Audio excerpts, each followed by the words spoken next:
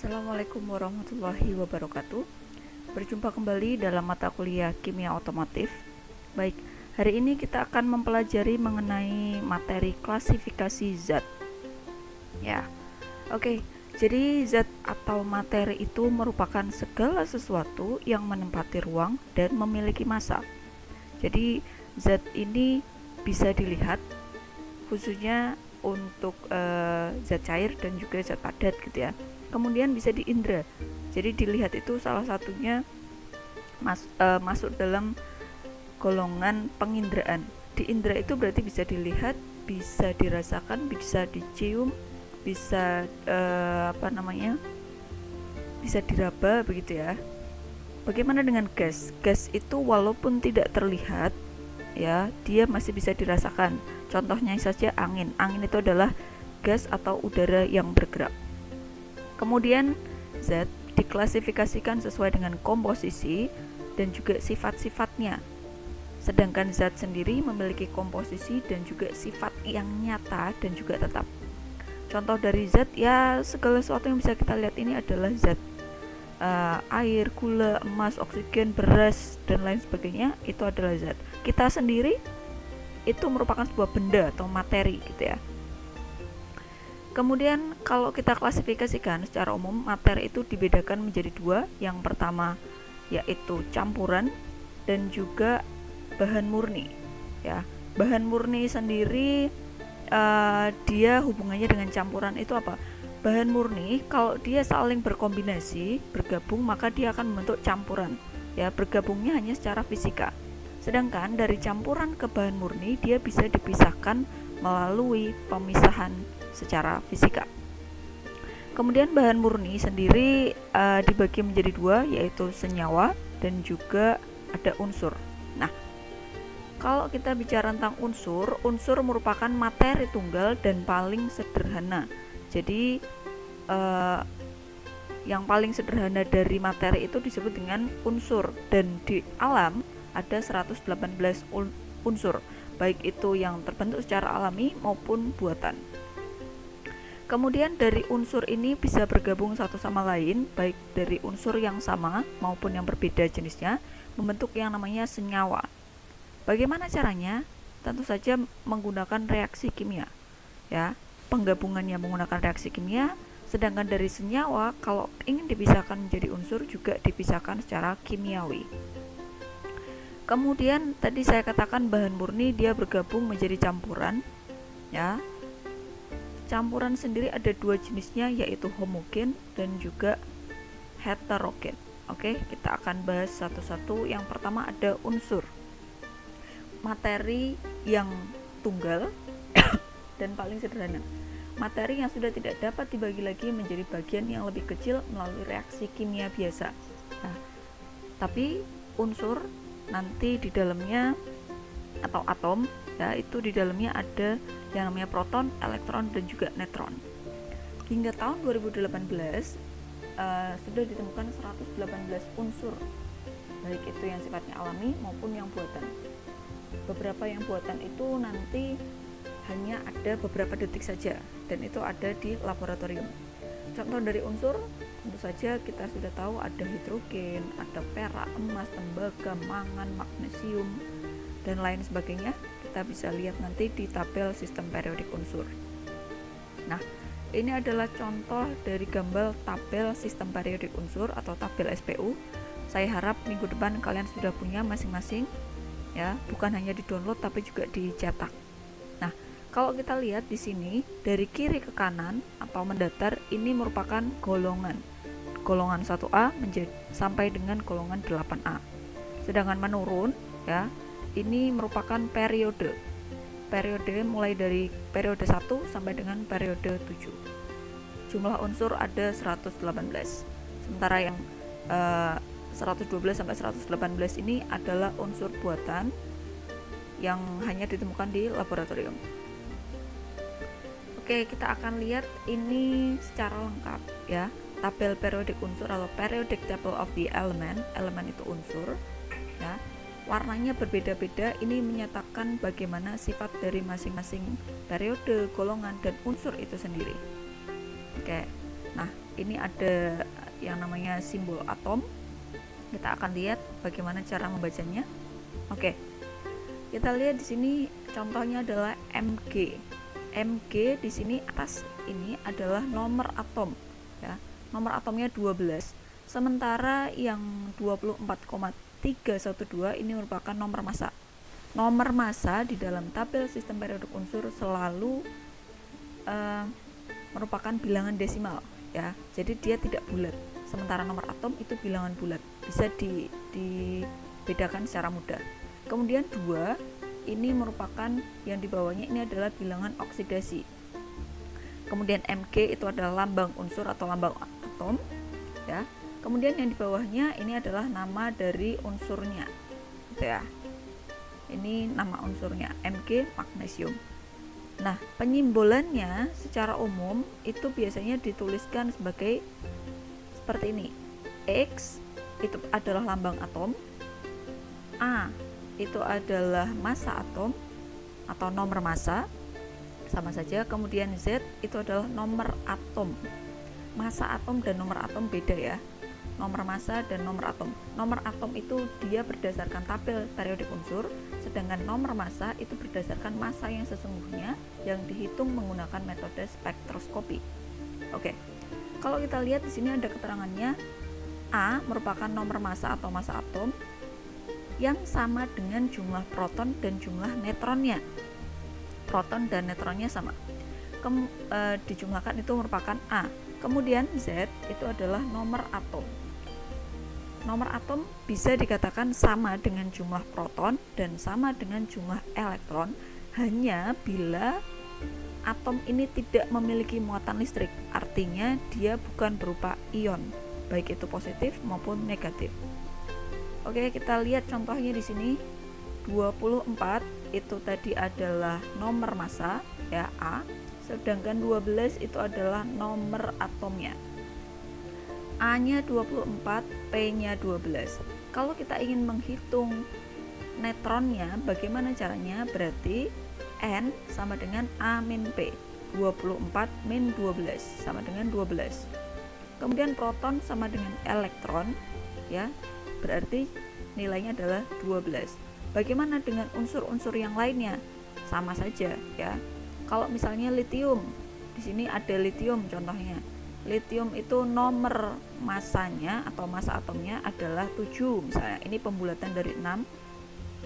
Sedangkan nomor atomnya adalah 3. Berapa jumlah protonnya? 3.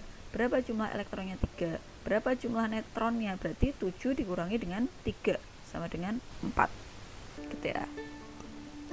Oke, ini adalah tabel periodik untuk unsur-unsur yang biasa digunakan di kendaraan bermotor atau vehicle ya. Kita bisa lihat di sini ada bagian assembling ya, atau penyusunan body atau casingnya, kemudian ada bagian fluidanya, bagian interiornya, kemudian sistem elektroniknya ya. Yang kuning coba kita lihat di sini ada tembaga atau kuprum ya. Kita tahu bahwa yang namanya kelistrikan itu tidak lepas dari yang namanya kabel atau bahan yang disebut dengan tembaga, karena sifat tembaga itu bisa mengalirkan listrik. Oke, kita akan bisa melihat di sini unsur bisa dibagi menjadi ketiga golongan, yaitu unsur logam, non logam, dan metaloid. Untuk yang keabu-abuan ini merupakan unsur yang bersifat logam, sementara yang biru di sini adalah non logam, sementara yang orange coklat muda ini adalah metaloid atau tengah-tengah gitu ya, antara logam dan non logam. Lalu di sini saya berikan tanda khusus untuk H atau hidrogen. Kenapa hidrogen itu masuk ke dalam golongan unsur non logam, padahal dia satu deret ya ke bawah periodenya dengan litium, natrium, kalium. Kenapa dia sama dengan non logam, bukan sama dengan litium? Oke, itu pertanyaan, nanti silahkan jawab di kolom komentar. Oke, unsur logam contohnya tadi ada tembaga ya, kelistrikan tadi, kemudian atau dilambangkan sebagai Cu, kuprum. Kemudian ada juga di sini adalah kalium atau disimbolkan dengan K. unsur logam sendiri di tabel sistem periodik unsur dia jumlahnya 3/4 dari jumlah unsur yang ada. Contohnya ada banyak sekali tadi ya, mulai dari golongan 1A, ini tadi kita bisa lihat ya, 1A sampai dengan 6A tapi sebagian, tidak seluruhnya ya. Oke. Umumnya berbentuk padatan ya, tembaga, kalium padatan, tapi khusus untuk air raksa dia wujudnya cair pada suhu ruangan. Kalau kalian sudah pernah lihat air raksa yang ada di termometer ya, warnanya ke perak-perakan itu adalah air raksa. Sifat dari logam itu bisa menghantarkan listrik, dia bisa menjadi konduktor baik listrik maupun panas. Kenapa dia bisa menghantarkan listrik?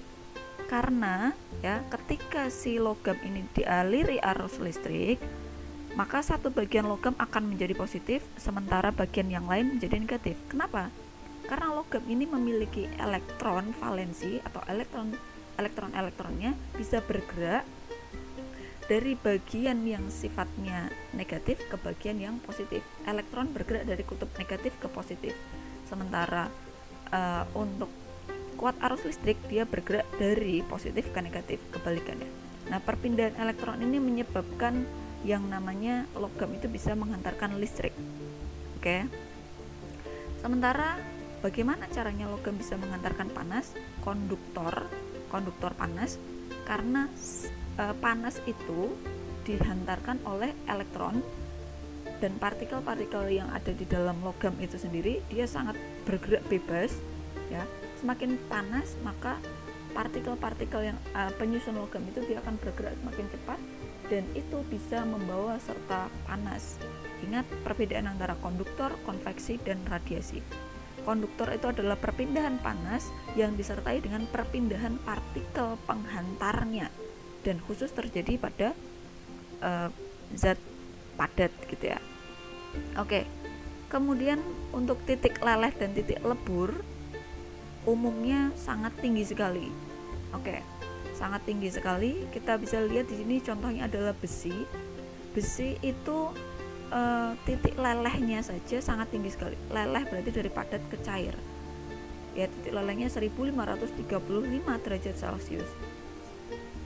Titik didih itu merupakan perubahan atau salah satu titik yang mana dia akan menjadi satu tolok ukur perubahan wujud zat dari cair menjadi gas gitu ya.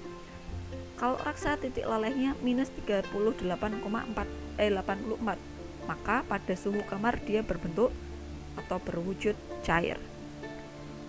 Kemudian logam ini umumnya permukaannya mengkilap sehingga sering digunakan sebagai lapisan luar untuk perhiasan atau barang-barang gitu ya. Ada emas, perak, dan logam yang lain. Kemudian dapat ditempa menjadi lembaran. Nah, kemudian unsur non-logam. Nah, unsur non-logam tadi salah satu contohnya adalah karbon. Bagaimana wujudnya? Wujud non-logam ini sangat bervariasi. Ada yang gas, padat, maupun cair.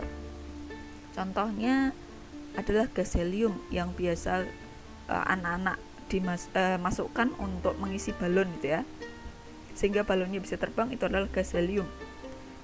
Kemudian ada juga yang bisa menghantarkan listrik dengan baik, yaitu karbon. Nah, pertanyaannya, karbon ini bentuknya padatan dan bisa menghantarkan listrik. Kenapa dia bisa masuk ke golongan non-logam? Sementara si hidrogen tadi dia masuk ke golongan logam. Ini pertanyaan, kita akan diskusikan bersama nanti. Silakan jawab di kolom komentar.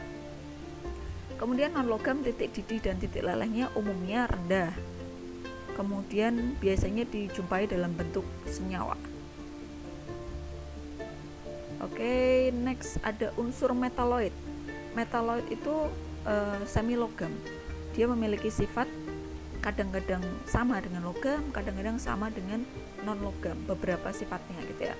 Bukan berubah-ubah, tapi ada beberapa unsur yang sifatnya mirip dengan logam, ada beberapa sifat yang mirip dengan non logam. Karena dia adalah berada di perbatasan antara unsur non logam dan logam. Contohnya permukaannya mengkilat. Kemudian titik didihnya seperti logam. Ya, logam itu titik didihnya tinggi. Kemudian masuk ke sifat unsur non logam karena massa jenis dan kerapuhannya seperti non logam, yaitu rendah ya. Contohnya ada silikon yang biasa digunakan dalam chip elektronik. Ini contoh silikon. Nah, secara umum ini adalah perbedaan sifat logam, non logam dan metaloid dari unsur. Untuk permukaannya logam mengkilap, non logam buram, metaloid mengkilap. Untuk sifatnya wujud itu padat, non logam tadi kita bahas dia bisa ada yang gas, ada yang padat, ada juga yang cair. Sedangkan metaloid secara umum itu padat. Massa jenis atau kerapatannya logam tinggi karena dia bentuknya padat gitu ya. Non logam lebih rendah dari logam karena ada yang cair, ada juga yang gas. Sedangkan metaloid dia rendah. Kemudian sifat jari-jari atomnya untuk logam itu dari sedang ke tinggi, kemudian non logam dari kecil ke sedang, sedangkan metaloid dari kecil ke sedang. Oke. Nah, sampai sini silahkan kalau ingin ada yang ditanyakan dari unsur, pembahasan tentang unsur, silahkan tuliskan di kolom komentar. Nah, unsur-unsur tadi ya, zat tunggal dan paling sederhana kalau dia saling berikatan, baik yang jenisnya sama maupun yang berbeda akan membentuk senyawa. Jadi senyawa itu adalah kombinasi dua atau lebih unsur yang hanya bisa dipisahkan melalui reaksi kimia. Contoh dari senyawa banyak sekali, ada NaCl, karbohidrat, ada metana, etana, propana, oktana, dekana gitu ya. Nah, contoh untuk di bidang otomotif tentu saja contohnya ada oli. Nah, oli itu campuran, sedangkan pembentuknya itu ada berbagai macam senyawa hidrokarbon. Bahan bakar juga campuran, dibentuk dari berbagai senyawa hidrokarbon. Contohnya ada oktana, maka kita bisa tahu bahwa bensin itu memiliki nilai atau bilangan oktan gitu ya. Kenapa bisa disebut bilangan oktan? Karena di dalamnya ada senyawa hidrokarbon yang namanya oktana. Semakin banyak nilai oktananya, maka semakin besar bilangan oktannya. Ya, ingat, jadi campuran bahan bakar itu adalah campuran, sementara senyawa hidrokarbon yang menyusun dari campuran bahan bakar tersebut adalah senyawa. Oke, kita next ke campuran. Nah, senyawa kalau dia bergabung secara fisika ya, dia hanya bergabung secara fisika, kombinasi dari dua atau lebih zat yang memiliki sifat yang berbeda disebut dengan campuran. Campuran ini sifatnya akan berbeda tergantung situasi dan kondisi. Oke, kita lihat contoh dari campuran itu ada udara, ada juga bahan bakar. Nah, ada juga kuningan ya, kemudian ada timah. Itu adalah contoh dari campuran. Ini seperti yang saya katakan tadi, bahwa bahan bakar yang kita gunakan selama ini, bahan bakar minyak, itu merupakan campuran. Di dalamnya ada berbagai macam, bukan hanya senyawa hidrokarbon, tapi juga pewarna. Sekarang untuk membedakan antara premium, pertalite, dan juga pertamax, itu kan diberi warna yang berbeda agar lebih mudah dikenali gitu ya. Kadang-kadang di dalamnya juga ditambah berbagai macam katalis. Kalau dulu itu ada yang dinamakan dengan PPO2, sehingga hasil dari pembakarannya akan menimbulkan timbal yang berbahaya untuk kesehatan ya. Sekarang sudah banyak sekali dijual katalis-katalis seperti itu untuk menghemat bahan bakar. Kemudian udara, udara hasil pembakaran itu adalah karbon dioksida, karbon monoksida, di dalamnya kadang-kadang ada timbalnya gitu ya. Kalau dari emisi gas buang pembakaran kendaraan bermotor ya, tentu saja akan banyak mengandung yang namanya karbon dioksida dan karbon monoksida. Karbon monoksida itu sifatnya berbahaya untuk kesehatan. Oke, kita next ke jenis campuran. Jenis campuran ada dua, yaitu homogen dan heterogen. Untuk campuran yang homogen, homo itu sama, maka apanya yang sama?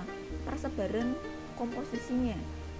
Campuran homogen ini dia sifatnya merata. Jadi di setiap tempatnya itu memiliki komposisi dari senyawa-senyawa pembentuknya itu sama. Ya, contohnya adalah ketika gula dicampurkan dengan air, dia diaduk sampai merata, maka dia menghasilkan campuran homogen. Campuran homogen ini bisa dibentuk dari campuran homogen biasanya disebut dengan larutan. Jadi larutan itu bisa terbentuk dari yang namanya zat terlarut dan pelarut. Zat terlarutnya bisa berbentuk padatan, bisa cair maupun gas. Sementara pelarutnya itu biasanya wujudnya adalah pada cair dan juga gas, cair dan gas. Contoh dari larutan padat dan cair apa? Padat dan cair tentu saja gula dan air. Sementara cair dan cair apa? Cair dan cair contohnya ketika kita melarutkan sirup gitu ya, sirup dilarutkan dalam air, maka dia cair dan cair. Kemudian gas dengan gas tentu saja adalah udara ya. Kalau misalnya gas dengan cair berarti gas atau oksigen yang terlarut di dalam air ya, COD, BOD. Kemudian jenis campuran yang kedua adalah heterogen. Nah, heterogen berarti tidak sama atau berbeda. Maka persebaran komposisinya itu tidak merata, tidak sama. Kenapa? Karena umumnya ukuran partikel penyusun campuran heterogen itu berbeda, sehingga masih kelihatan jelas dan tidak benar-benar merata.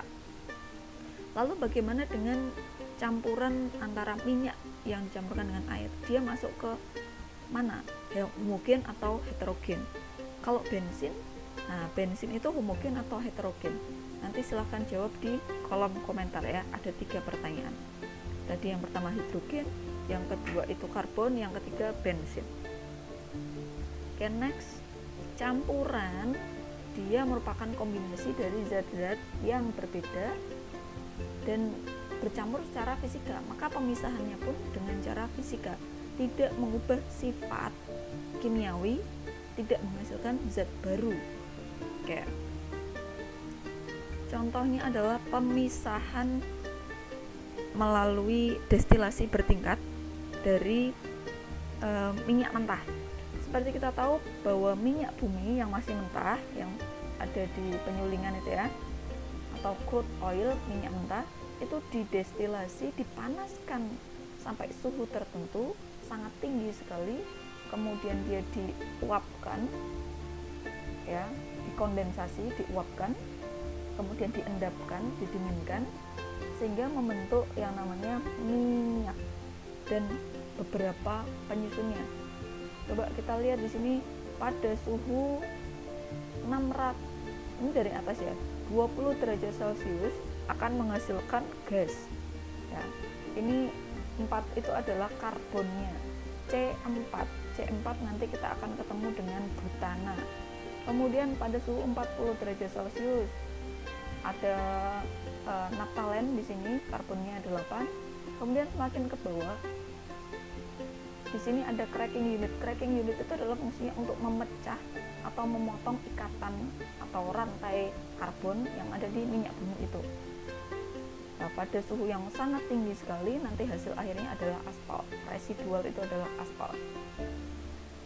Di sini ada nafta, kemudian gasolin itu adalah bensin, kerosin minyak bumi, gas oil or diesel.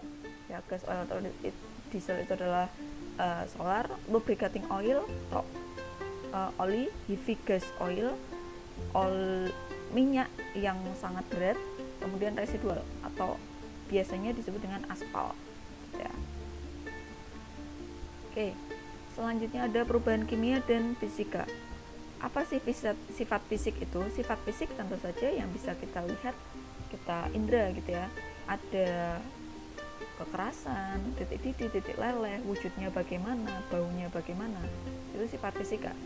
Dan perubahan fisika sendiri merupakan suatu perubahan yang tidak mengubah sifat kimiawi dari materi tersebut, yaitu struktur kimianya tidak berubah atau struktur molekulnya. Kemudian kalau sifat kimia, pada dasarnya sifat kimia ini contohnya adalah pH, keasaman, kemudian struktur molekulnya gitu ya. perubahan kimiawi sendiri menghasilkan zat baru. Jadi contohnya pembakaran akan menghasilkan zat baru, yaitu karbon dioksida dan karbon monoksida. Oke, di sini ada gambar-gambar ya proses yang ada di bidang otomotif.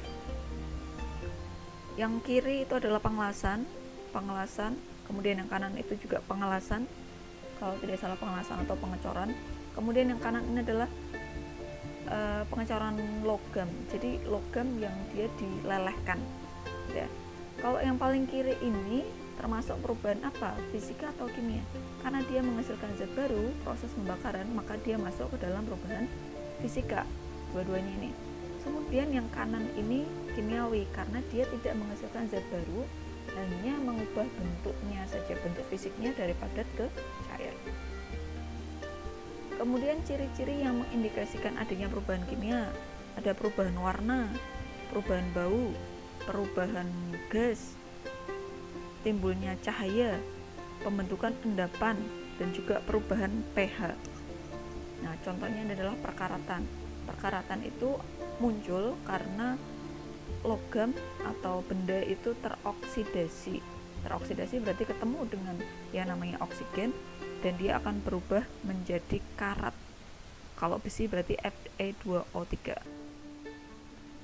Oke, untuk perubahan fase selanjutnya. Kalau perubahan fase berarti terkait dengan perubahan fisika ya. Perubahan fisika berarti salah satunya adalah perubahan wujud atau fase dari suatu materi. Fase materi itu ada 3, ada solid atau padatan, liquid atau cair, dan gas atau gas. Solid atau padatan ke liquid, dari padat ke cair, maka disebut dengan melting atau peleburan, pelelehan atau pencairan gitu ya, mencair.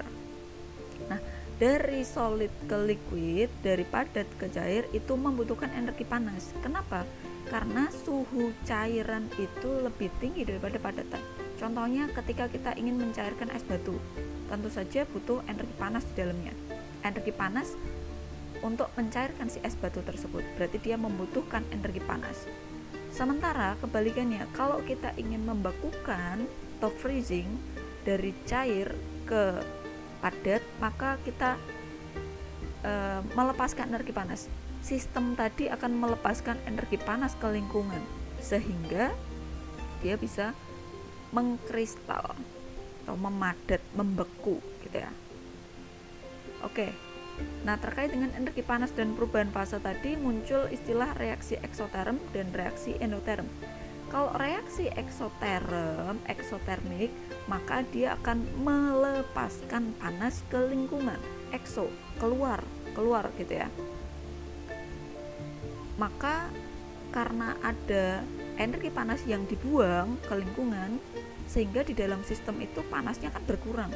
Maka simbolnya itu negatif. Oke. Contohnya adalah pembakaran berwarna, besi berkarat, itu eksoterm. Kemudian reaksi endoterm. Reaksi endoterm itu merupakan reaksi yang membutuhkan panas, energi panas, sehingga di dalam sistem tersebut kelebihan panas. Maka simbolnya adalah O positif. Gitu ya.